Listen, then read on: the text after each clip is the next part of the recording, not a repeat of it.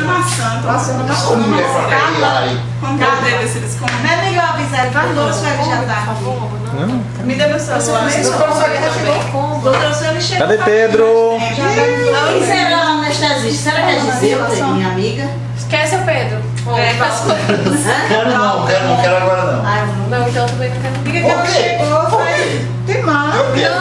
Como é que eu quero? Eu comi 2 salgadinhos. Faz uma meia hora que ela chegou. Tá certo. Tá certo. Faz uma meia hora que ela chegou. Quero não. Ele filmando a boca. Diga a ela que ela tá no bloco. Ela está no bloco há uma meia hora.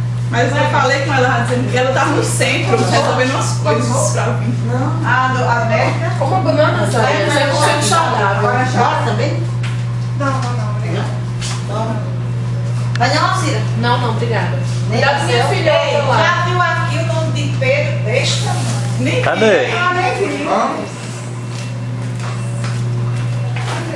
Doutora Lúcia? É Carla.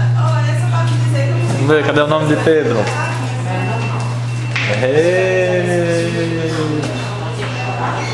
Pedro. Aqui, céu.